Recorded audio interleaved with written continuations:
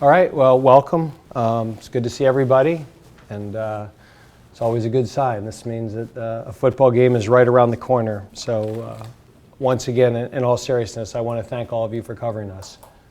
We appreciate it. We know you have a job to do, and we want to get you information, but we do appreciate your coverage of our football team. And it goes without saying, we're very excited to start the season. We're inside of 72 hours now, so usually at this press conference we're 4 days away, and now we're 3.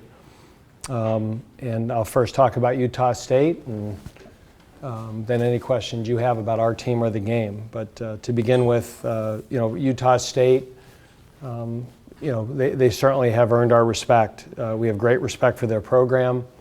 Of all the teams on our schedule, only Clawson at 15-0 won more games than Utah State did a year ago, going 11-2 and having a great.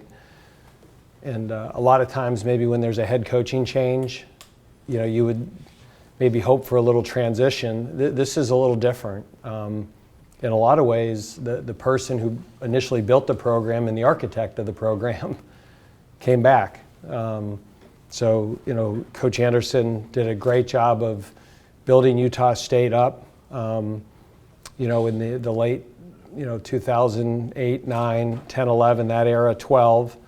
And then, he's a guy that has been a head coach at 2 Power 5 programs, did a great job at Wisconsin and then moved on to Oregon State. So it's certainly, this is not a new head coach or somebody that doesn't know what he's doing or the school he's at. I mean, he knows the school, he's been a head coach, he's won there, and Matt Wells was his assistant. So there's a lot of consistency and continuity for having a new head coach and new coordinators. Their offensive coordinator is a head coach that was calling plays at Notre Dame just a few years ago. So very qualified, has worked at Stanford and Boise, and they have a very well thought out offensive system. They put you in a lot of different run pass dilemmas, tons of formations, shifts, multiple personnel groups. They make you work, and they have the same special teams coordinator, and they're an excellent special teams unit. I mean, you go through all the 4 core units and even their PAT field goal and their block units. This team plays extremely hard on special teams. They've got a lot of little wrinkles there that break tendencies. It's extremely well thought out. So this is a good football team, well coached, and they're very talented.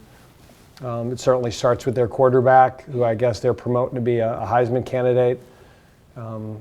We've had NFL scouts come through here, and some of them have told me that other than the guy at Alabama and Oregon, this could be perhaps the 3rd quarterback taken next year. They think he's that good. And if you watch the film, it backs it up. 3,500 yards, almost 3,600 yards a year ago. His touchdown interception ratio was 32-6, and they return good skill. Bright was not the feature back last year, but he had almost 900 yards. And Scarver might be the best kick returner in the country. He's got over 1,400 yards of kick returns and 3 touchdowns. So their skill is good, and this is a quarterback that does not miss throws and makes some really good plays on the run. I mean, you'd say most quarterbacks, you want to disrupt them, you want to get them moving. He's as effective throwing on the run and making plays with his feet as he is in the pocket. Defensively, this was a team last year that was great at turnover margin and particularly great at taking the football away. That always starts with a disruptive front. And they've got most of their front 7 back. Tipu Nailai is a number 10, is really an elite pass rusher. He is again, another one that everything I read is very high on the draft boards. Started his career at TCU and was a good football player there, and now has had a great career at Utah State. 44 Fu'u Lola is their defensive tackle. And he's an outstanding player, 38 tackles, a bunch, I think 5.5 for loss. Their tackle, Woodward, had 134 tackles, and they have a guy in the back end, Williams, who had 4 picks, and he was the MVP of the bowl game. So they have experience and talent at every level of the defense, internally, on the line, on the edge, at linebacker, and in the back end.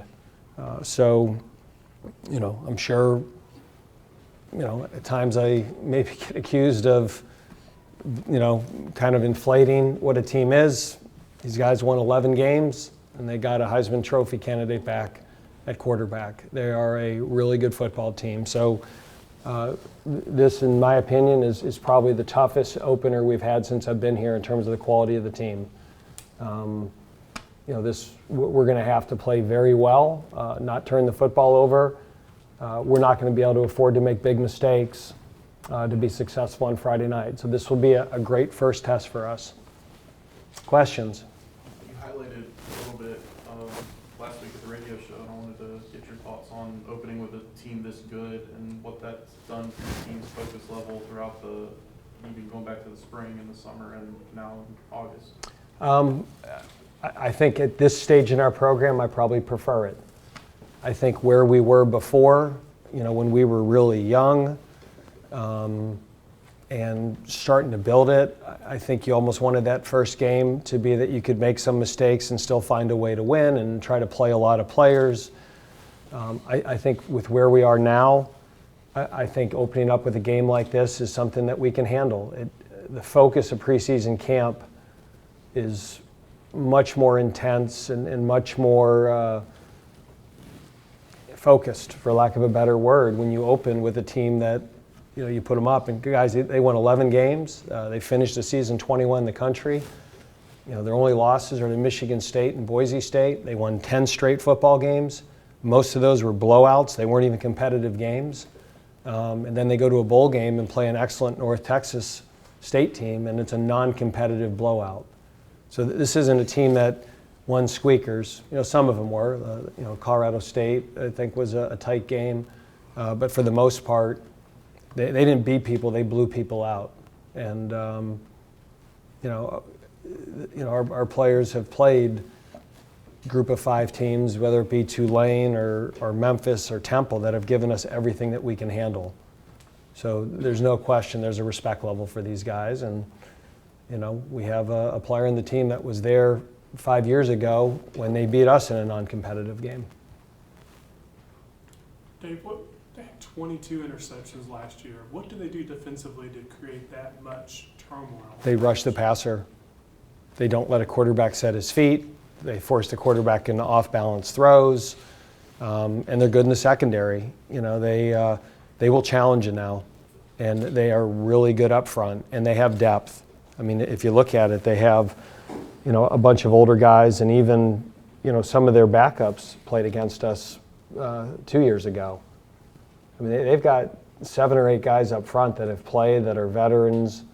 They didn't lose much up front on defense, and they're talented and they're physical. And I mean, this is not a team that you're going to be able to take your 5 steps, gather, double gather, and go through progressions.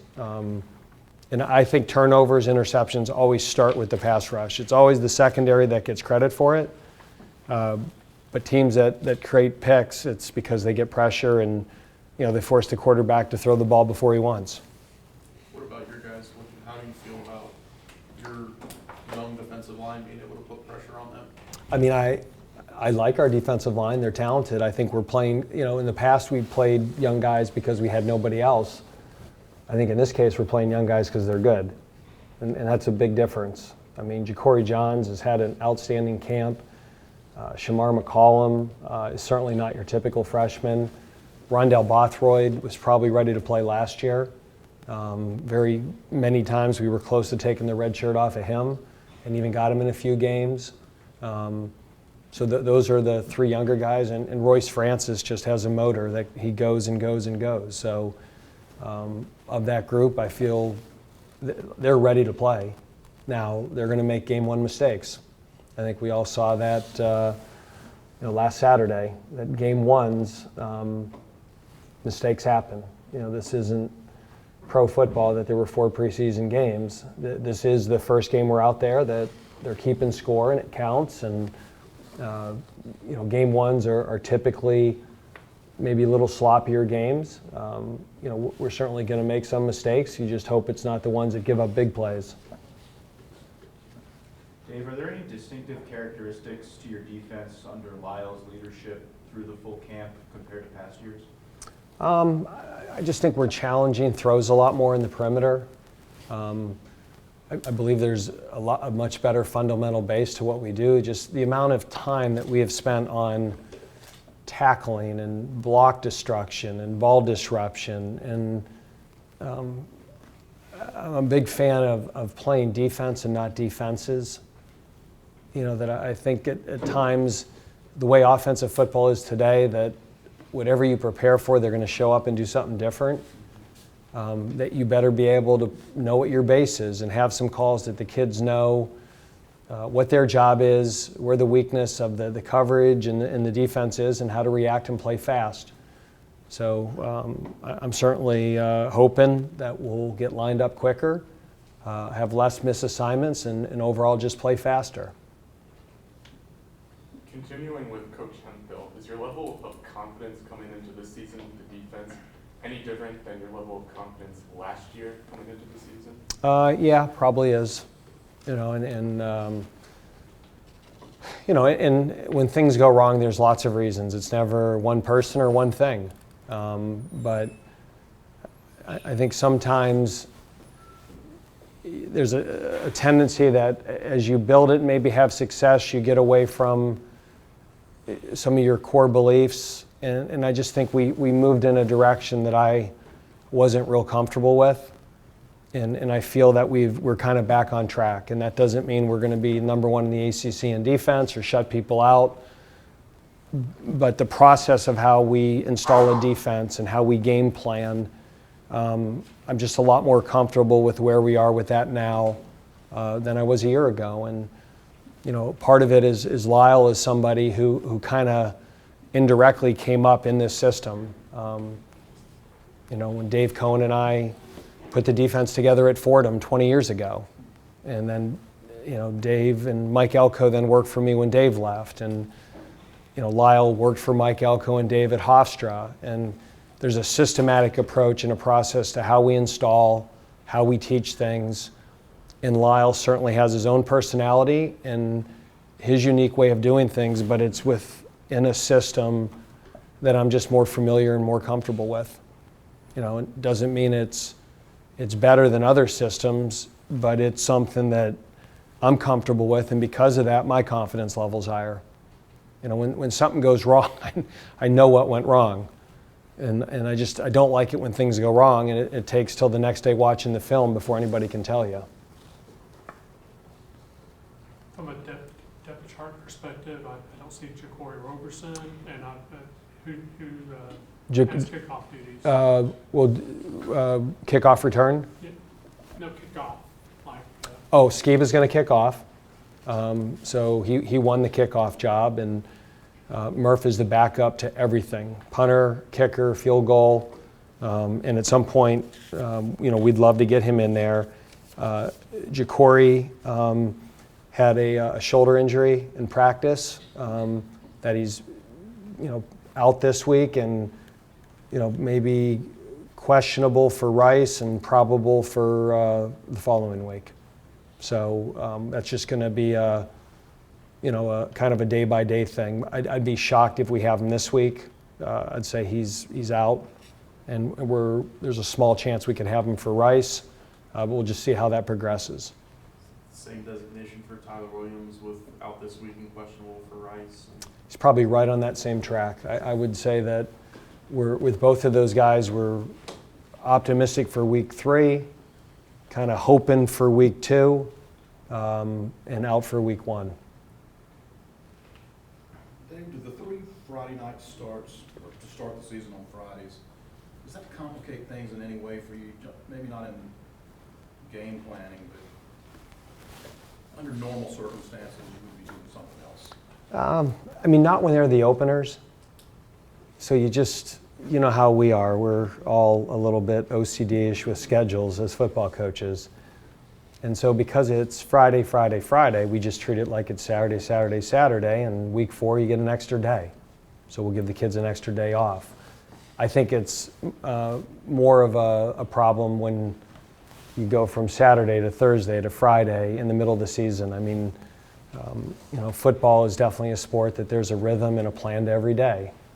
So the fact that the opener is a Friday, we could set our whole preseason calendar that's game one, and because game two is a week later and game three is a week later, it has much less of an impact on us than a year ago when we had 2 short week Thursday games.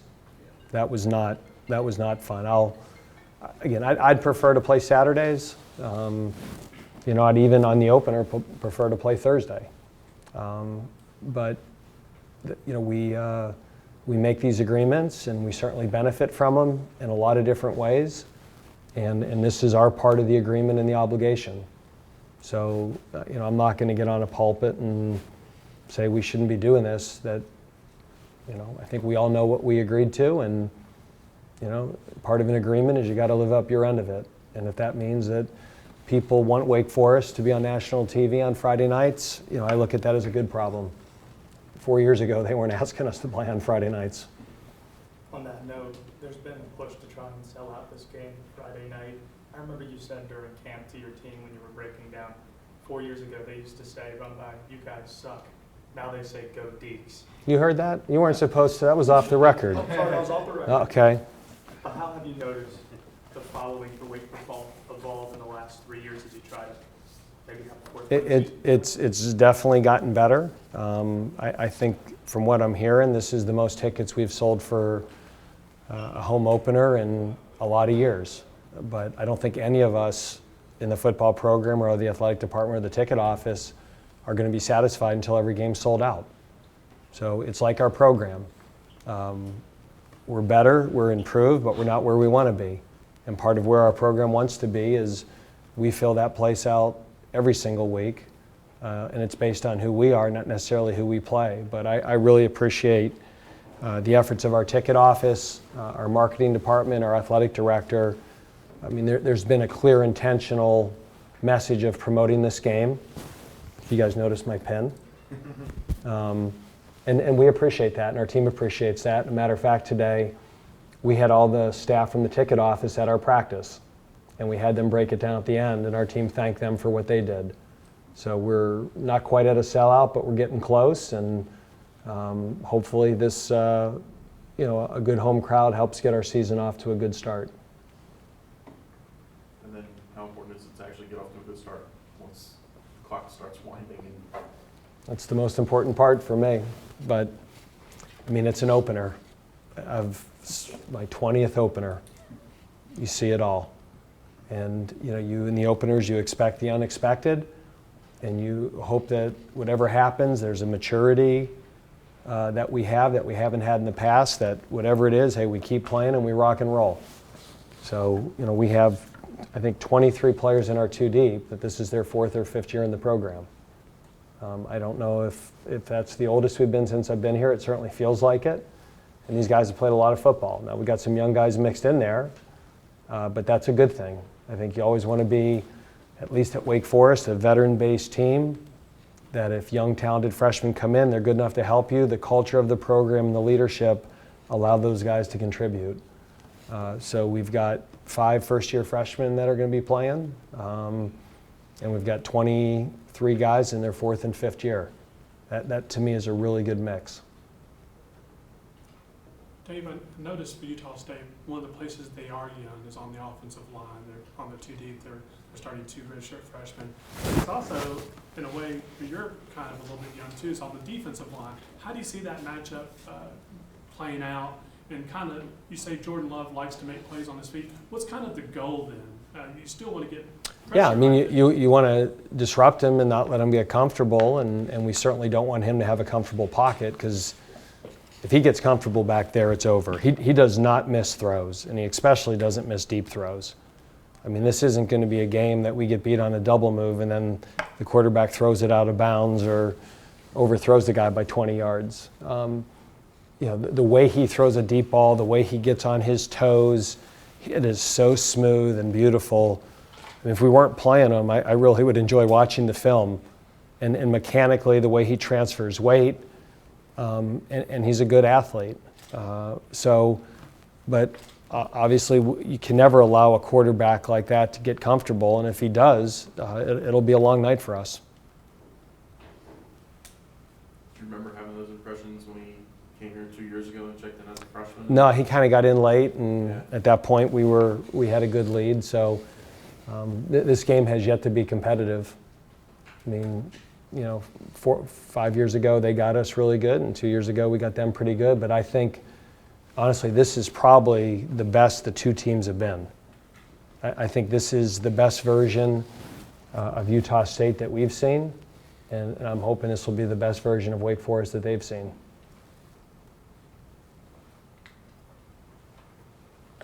All right, let's eat.